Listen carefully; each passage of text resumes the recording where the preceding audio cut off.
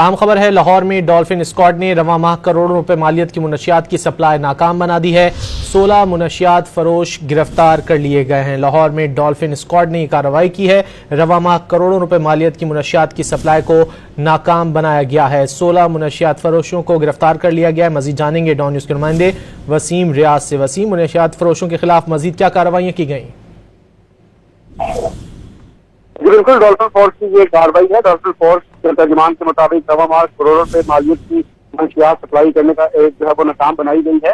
شہر کے مختلف علاقوں میں مجموعی طور پر 16 منشیات فروشوں کو گرفتار کیا گیا ہے۔ ڈالفن ٹیموں نے snap taking, stop and search کے دوران ملزمان کو گرفتار کیا۔ ملزمان کے قبضے سے کروڑ روپے مالیت کی چرس افیون، آئس، ہیروئن اور شراب جو ہے وہ برآمد کی گئی ہے۔ ڈالفن اسکواڈ منشیات فروشوں کے نیٹ ورک کو توڑنے میں کلیدی کردار ادا کری ہے۔ ایس پی ڈالفن کا ایسا کہنا ان کا کہنا ہے کہ مزید بھی ڈالفن فورس کو جو ہے وہ متحرک کیا گیا ہے، جو گلی محلہ اور تعلیمی اداروں میں منشیات فروش کرتے ہیں۔ ان کے خلاف انٹیلیجنس بیس کارروائیاں جو ہے وہ عمل میں لائی جائیں گی، جس سے اس ناسون کا جو ہے وہ خاتمہ کیا جا سکتا ہے۔ بہت شکریہ وسیم ریاض ان تفصیلات کے لیے۔